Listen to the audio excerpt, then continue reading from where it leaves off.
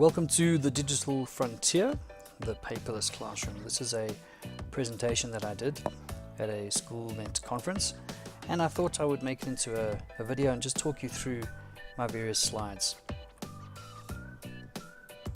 Right, so let's get started. We have a quote from Ken Robinson, and he's definitely one of my favorite, most influential people. And I just normally start off with a quote just to get our teachers inspired about something. You can read that later. Then and now. The good old days. Just look at these kids. They are so happy. That teacher is just rocking the classroom. There's paper and pens everywhere. Well, actually, those aren't pens. I think those are ink things.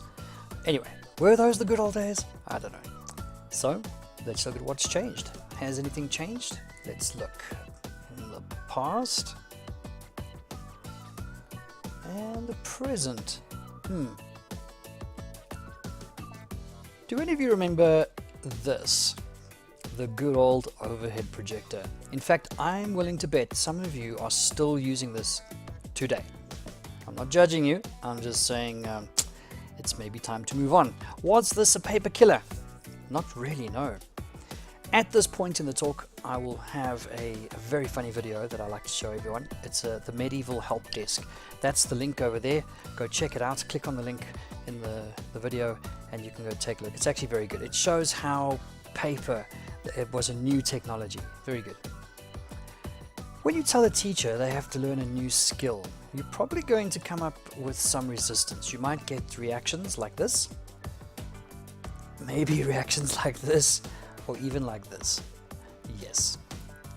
How about when you tell a teacher they have to use technology in their teaching in their classrooms? You might find very, very scared teachers because they fear technology. Personally, I don't know why, but I think it's just because they're not used to it. Hey, teacher, how about a paperless classroom? Yeah. The paperless classroom, is it a realistic ideal? Is it an achievable goal? Or is it just plain crazy? I mean, do we really need this? Let's have a look at what technology tools are available for us to make this a reality. I'm going to go through a couple of online applications that you can use in your teaching and in your classrooms. We've got Facebook, we have YouTube, we've got Twitter, excuse me, we've got WhatsApp, Skype, Minecraft, Google Classroom, Microsoft Teams, ONENOTE, and FLIPGRID. You probably haven't heard about one or two of these, but I'm going to take you through them now. Facebook, we already know. It's very popular. You can create pages and groups. You've got discussions. You can share files with your students or with peers. It's actually a very accessible application. YouTube, very powerful. You have online video editing. You can record straight from an app to the website right away. You've got the opportunity of live streaming if you have enough viewers or views, and of course private video. You can lock it down so that you can only have a select group viewing the videos that you create. Twitter allows you to quickly share thoughts and ideas. You can have public or private followers. You can hold basic discussions, have a chat. There are apps like TweetDeck and Hootsuite which will help you understand how to follow these chats. I still battle with all the hashtags. It's actually very easy for mass communication if you need to reach a whole lot of people in one go. WhatsApp, we know WhatsApp very well. It's instant messaging. You can create groups, you can share files, video clips, audio files, pretty much everything you can share in WhatsApp these days. And you have the advantage of delivery notification. So you know that everyone has received the message and you can check that everyone has indeed read the message as well. Skype is very popular lately. We've got video calling, screen sharing. Mystery Skype is a lot of fun where classrooms can connect with each other, or classrooms can connect with professionals around the world and try and guess where they're from or by what they do or what they're wearing or the work that they do. And it's great for group video chats as well. Minecraft is still very popular. You have unlimited applications inside of Minecraft. There's so much you can do in a Minecraft world that you can kind of link into your classroom in any subject. Online collaboration, the teacher can build a world, all the students can be in this world and actually work together to do something. And the nice part about Minecraft is that you can build real-world concepts. They don't have to look exactly like the real world, but the concept is there. It's actually very powerful. Google Classroom, very easy to use. It's basically, it combines all of the applications that you need into one place. It's very powerful that way. You can share pretty much anything. You can hold discussions, collaboration, and of course you can put assignments online, which is very, very cool, because your students don't even have to be in the class to do anything. They can actually submit everything online and do everything online as well. Microsoft Teams, definitely one of my favorites. It's a chat-based work environment, completely integrated with Office 365, very powerful, and real-time communication with control over groups. I'll tell you more about Teams in a few minutes. OneNote, my favorite. Quick, easy note-taking, organization of content, sharing of content is very easy, and my favorite of all, it is absolutely great for portfolios. FLIPGRID it seems to be kind of new around a lot of teachers I speak to, but I think it's fantastic. It's a video engagement platform. You can create grids and topics. Everyone has a voice, and you can share your knowledge in a visual way. I'll also explain that in a minute or two. At this point in the presentation, I would then say, right, now let's put this into action, where we actually do some of the stuff. And I would take the delegates or the teachers through Direct Poll, FLIPGRID, and Google Classroom. Direct Poll is very useful. If you want to get a quick poll of an audience, or ask a question, or gauge where everyone is at, you can use Direct Poll. They can use their phones, their tablets, and any mobile device, laptops, anything at all, and you can have a real-time feedback in Direct Poll on the screen. It is really cool. Go check it out when you get a chance. FLIPGRID, lots of fun. With FLIPGRID, you create a digital frontier. No, you don't. You create a grid, and then you create a topic like I did, called the digital frontier. And in your grid, you can have a question. It's a video question. So you pose the question, you just record yourself. It's very easy. Look, there I am, talking. And then everyone can, with the link that you give them, reply and give their opinion or input on that topic. This is very useful, and I'm going to try and use this with my students in the future a lot more as well, especially with the theory stuff. Microsoft Teams, if you are with a school that has Office 365, it is very, very cool. It's like we said earlier, it's a chat-based environment. You create a team.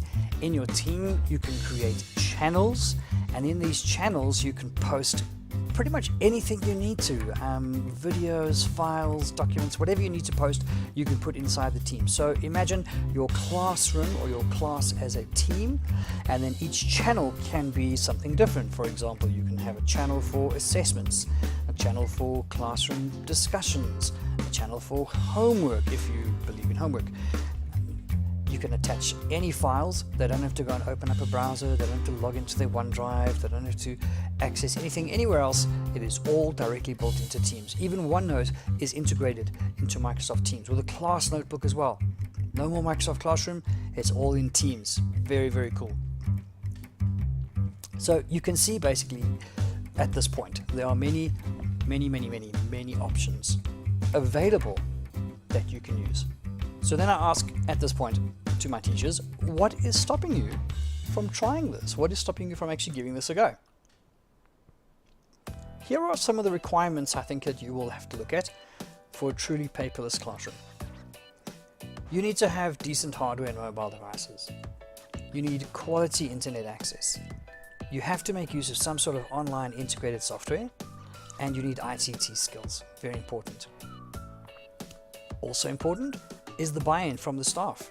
You need to have the staff supporting you. Everyone needs to be on board. You cannot be the only teacher trying to do this. That then obviously means teacher training, student training, and that involves skilled teachers. Without skilled teachers, it's not going to work. And last but not least, and very important, the support of the parents. If the parents are behind you, success is inevitable. Well, hopefully. Some of the features of a paperless classroom: real-time communication, collaboration, content creation, new content demonstration, online hubs, quick formative assessment, demonstrations of deeper summative assessment, student portfolios, and engaging activities. All of these are actual features. These are advantages of actually having a paperless classroom when you move from paper-based to digital. Some more. There are many media tools available. It's so easy to get help with homework, if you believe in homework, which I personally don't. Don't tell anyone. Resource curation. Have people in charge of gathering specific types of information and looking after that information online. Global connections. Feedback. It's fun. They have access to a wider classroom and access to a much wider audience. However, there are always going to be challenges. Here are some of the challenges of a paperless classroom. Well, first of all, the vast range of devices and their limitations. You can't standardize this. It's very difficult to standardize this. You can, but it is difficult, okay? Poor internet access is a reality in South Africa, so this can hinder the success of a paperless classroom. Your power supply, batteries, charging of devices in class, all of these are very practical, logical issues you need to address.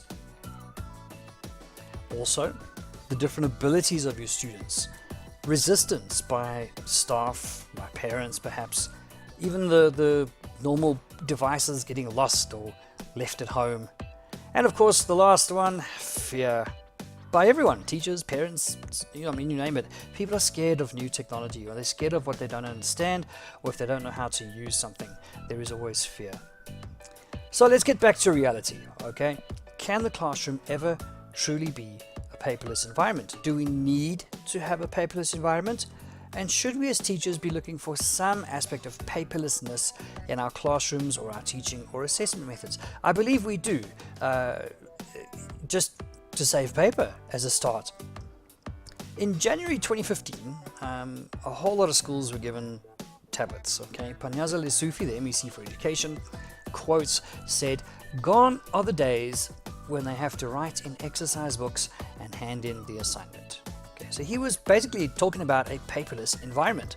And of course, our response wasn't always positive because we didn't know.